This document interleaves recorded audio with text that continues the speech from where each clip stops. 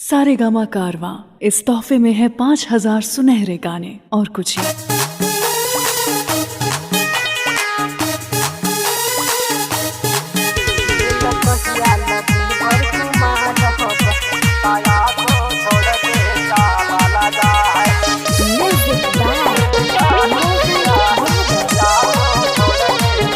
आजाद music underground. बोला कहिया लदे बर कुमार रहब, कोनो लड़की से बोला बियाह करब। ए जी बोला कहिया लदे बर कुमार रहब, कोनो लड़की से बोला बियाह करब। देखा मुकेश के मालिया भौजो नीतीश के मालिया, ता देखा प्रकाश के मालिया भौजो इस बारी के मालिया, ताया सो छोड़ के चाल जाए भौजो लाभर के गालिया, ताया सो छोड़ के चाल जाए भौजो लाभर के गालिया, ताया सो छोड़ के चाल जाए।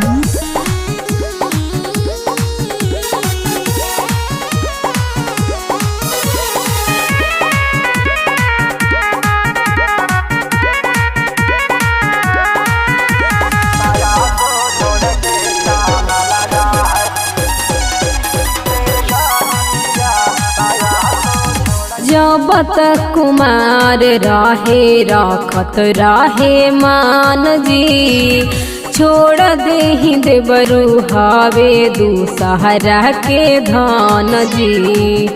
ऐसे मत बोला है भौजी, जरा हमरो सुना। नान से सयाना कहनी लागल हई मन जी, ओकरे में बसल हई हमारो पाराना जी।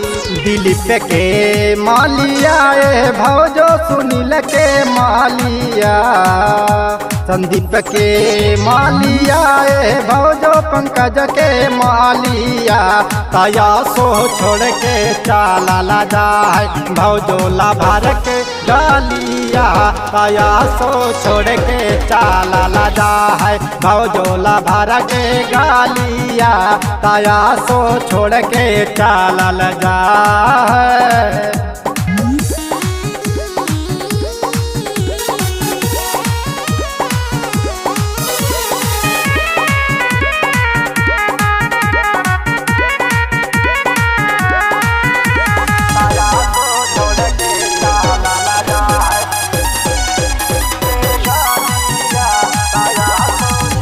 देवरु सुमान बात मान कमलेश जी, इहे लगन में कर दे मेरो शादी सेठ जी। ना ना है भौजी ऐसे मत बोला, कैसे करब शादी भौजी हमारा उपसीन है, दिलवा में बसला ओकर चेहरा हसीना है।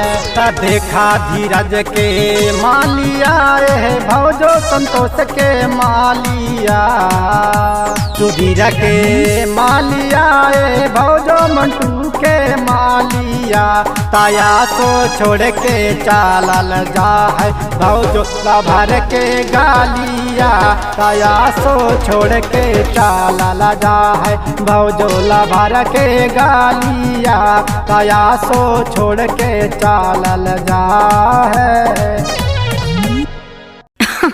अरे पूरा इंडिया हिली बाबू, खाली तू देखत जा।